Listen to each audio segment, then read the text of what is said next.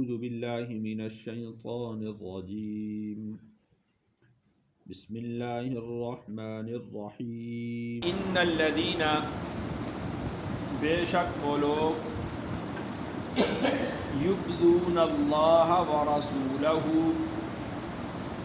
جو ایذا پہنچاتے ہیں اللہ کو اور اس کے رسول کو، لعنہم اللہ لعنت کرتے ہیں ان پر اللہ، فی الدنیا والآخرہ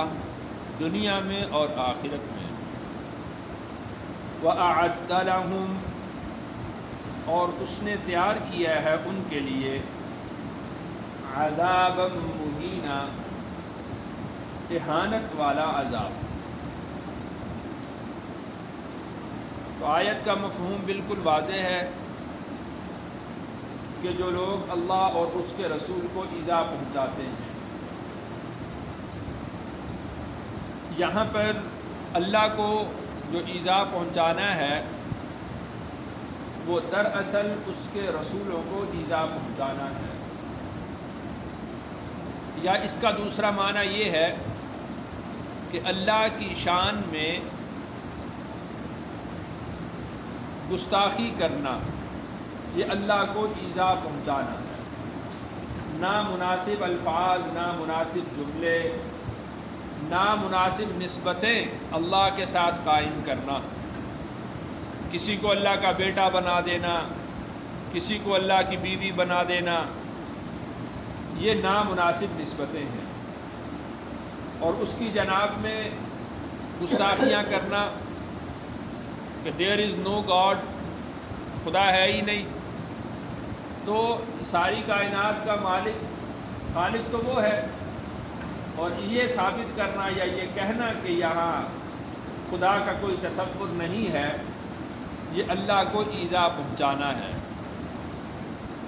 وَرَسُولَهُ اور اس کے رسول کو ایذا پہنچانا، ایمان نہ لانا بھی ایذا پہنچانا ہے، تکذیب کرنا، ساحر کہنا، جادوگر کہنا، اور اپنے شہر میں ٹھہرنے نہ دینا، اطاعت اور فرما برداری نہ کرنا، یہ ساری کی ساری باتیں ایذا پہنچانے میں داخل ہیں۔ تو ایسے لوگ جو اللہ اور اس کے رسول کو ایذا پہنچاتے ہیں، لعنہم اللہ فی الدنیا والآخرہ، اللہ تعالیٰ ان پر دنیا میں بھی لعنت کرتے ہیں اور آخرت میں بھی ان پر لعنت ہوگی، یعنی اللہ کی رحمت سے ان لوگوں کو کوئی حصہ مل نہیں سکتا جو اللہ اور اس کے رسول کو ایذا پہنچاتے ہیں۔ وَأَعَدَّ لَهُمْ عَذَابًا مُهِينًا اور اللہ نے ان کے لیے اہانت والا عذاب تیار کر رکھا ہے، ذلت آمیز عذاب اللہ نے ان کے لیے تیار کر رکھا ہے۔ اور وہ فرشتے جو ان کو جہنم میں دھکیلیں گے یا جہنم میں ان کو سزا دیں گے، اللہ تعالیٰ نے ان کو اندھا اور بہرا بنا دیا ہے، ان کو ان کی کیفیت نہ نظر آئے گی، نہ ان کی آہو پکار، چیخو پکار وہ سن سکیں گے کہ فرشتوں کے دلوں کے اندر بھی کچھ رحم آئے۔ اللہ نے ان کو اندھا بھی بنایا ہے اور بہرا بھی بنایا ہے کہ وہ جو اللہ کا حکم ہے، اللہ کے حکم کے مطابق وہ ان کو سزائیں دیتے رہیں۔ تو انتہائی ذلت آمیز عذاب اللہ نے ان کے لیے تیار کر رکھا ہے، نہ کھانے کے لیے کچھ ہے، نہ پینے کے لیے، سوائے کانٹوں کے جو ان کے حلق میں اٹک جائیں گے، اور سوائے کھولتے ہوئے پانی کے اور ان کے اپنے زخموں کی پیپ کے اور زخموں کے خون کے، اس کے علاوہ اللہ نے ان کے لیے کچھ بھی کھانے پینے کو بھی نہیں رکھا۔ وَأَعَدَّ لَهُمْ عَذَابًا مُهِينًا اہانت والا عذاب اللہ نے ان کے لیے تیار کر رکھا ہے۔ وَالَّذِينَ اور وہ لوگ یؤذون المؤمنین والمؤمنات جو ایذا پہنچاتے ہیں ایمان والے مردوں کو اور ایمان والی عورتوں کو، بغیر مکتسبوا بغیر اس کے جو انہوں نے گناہ کمایا، فقد احتملوا تو پس انہوں نے اٹھایا بہتانن بہتان و اثما مبینا اور سری گناہ۔ اللہ اور اس کے رسول کو ایذا پہنچانا، اس کی سزا کا ذکر اللہ نے یہاں پر فرما دیا ہے۔ اور اسی طریقہ سے منافقوں کا ایک گروہ اور اسی طرح یہود کا ایک گروہ، وہ ایمان والے مردوں اور ایمان والی عورتوں کو تکلیف پہنچایا کرتے تھے، الزام تراشیاں کیا کرتے تھے، ان کی نسبت ایسے گناہوں کی کیا کرتے تھے کہ جن گناہوں کا انہوں نے ارتکاب بھی نہیں کیا۔ تو الزام لگانا یہی بہتان ہوتا ہے، یعنی ایک برائی، ایک گناہ کسی میں موجود نہیں ہے، آپ اس گناہ کی، اس برائی کی نسبت کسی کی طرف کریں تو یہ بہتان کہلاتا ہے۔ تو اللہ نے، اور اس سے ایمان یعنی انسان کو تکلیف ہوتی ہے۔ اور چونکہ یہاں پر جو تفریق تھی وہ ایمان اور عدم ایمان کی تھی، کہ جو شخص صاحب ایمان ہوتا تھا اس کی طرف اس طرح کے گناہوں کی نسبت کی جاتی تھی، وہ چاہے مرد ہو یا عورت۔ تو والذین یؤذون المؤمنین والمؤمنات، اور وہ لوگ جو ایذا پہنچاتے ہیں ایمان والے مردوں کو اور ایمان والی عورتوں کو، بغیر ما اکتسبوا، بغیر اس کے جو انہوں نے کمایا، یعنی گناہ کیا نہیں ہے، لیکن یہ منافق اور یہود یہ ان ایمان والوں کی طرف ان گناہوں کی نسبت کرتے ہیں۔ فقد احتملوا بہتانا واثما مبینا، تو انہوں نے بہتان اٹھایا اور سری گناہ اٹھایا۔ دراصل اس آیت میں اشارہ ہے سورۃ النور کے واقعہ کی طرف، کہ جو انہوں نے تہمت لگائی تھی حضرت عائشہ صدیقہ رضی اللہ عنہا پر، اور اسی طریقے سے صحابہ کرام رضی اللہ عنہم اجمعین پر، تو اس کی طرف اشارہ ہے کہ انہوں نے گناہ کا ارتکاب نہیں کیا تھا، لیکن ان لوگوں نے، ان منافقین نے اس کا کس طرح ڈنڈورا پیٹا، کس طرح اس کی مشہوری کی، تو اس سے ایمان والوں کو بھی تکلیف ہوئی اور اسی طرح اس کے رسول کو بھی اس سے تکلیف ہوئی۔ تو اس کا حل یہاں پر اس سے اگلی آیت میں بیان کیا ہے، یا ایھا النبی، اے نبی صلی اللہ علیہ وسلم، قل لازواجک، آپ فرما دیجئے اپنی بیویوں سے، وبناتک، اور اپنی بیٹیوں سے، ونساء المؤمنین، اور ایمان والی عورتوں سے، یدنین علیہن، وہ ڈال لیا کریں اپنے اوپر، من جلابیبہن، اپنی چادروں کو، ذالک ادنی، یہ زیادہ قریب ہے، ان یعرفن، کہ وہ پہچانی جائیں، فلا یؤذین، پھر وہ تکلیف نہ دی جائیں،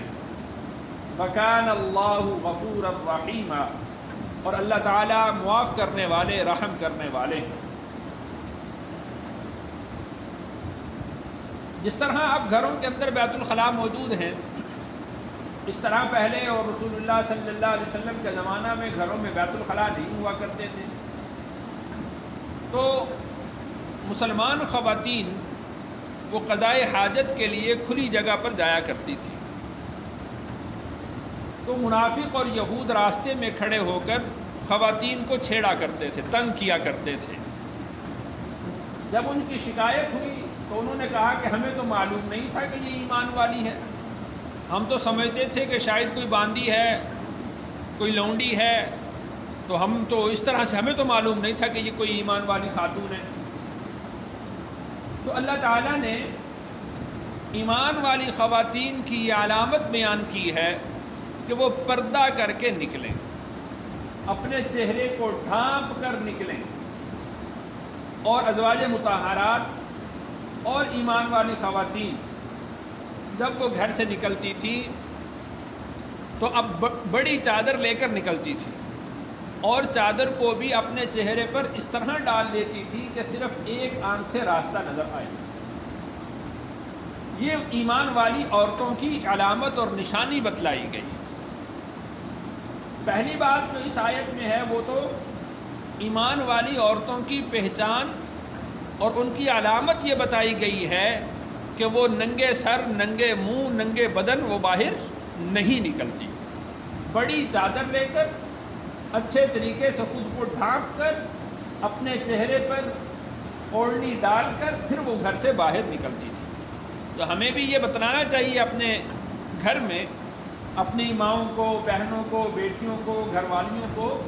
کہ یہ ایمان والی خواتین کی پہچان بتلائی گئی ہے۔ ذالک ادنی ان یعرفن فلا یؤذین، کہ یہ تمہاری پہچان ہے ایمان والی خواتین کی کہ تم اپنے چہرے کو ڈھانپ کر نکلو،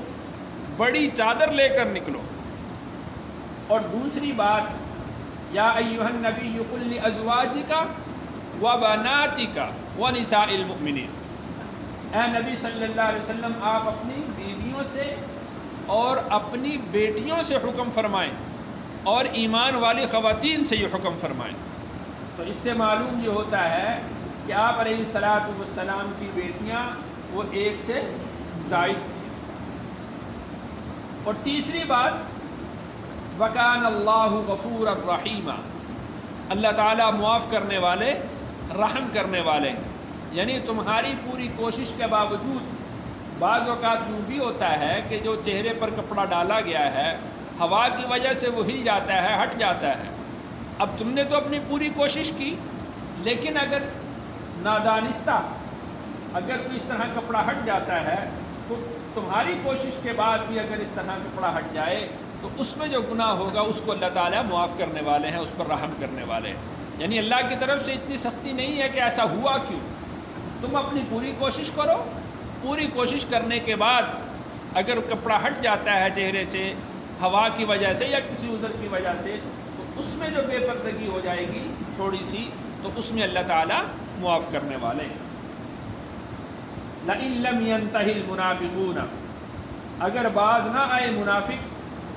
وَالَّذِينَ فِي قُلُوبِهِم مَّرَضٌ، اور وہ لوگ کہ جن کے دلوں میں روگ ہے،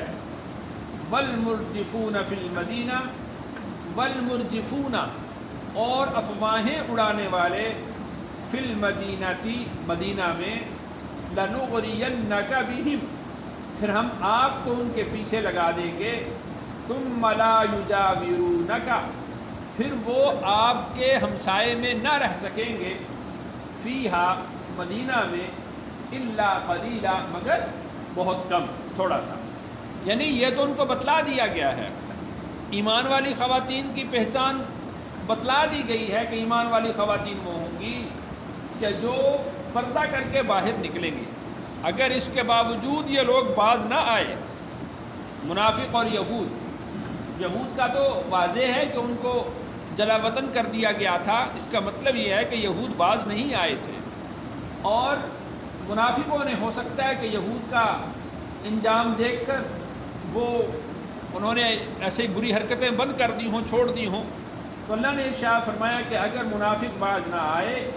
اور وہ لوگ کہ جن کے دلوں کے اندر روگ ہے، جن کے دلوں میں مرض ہے، وہ باز نہ آئے،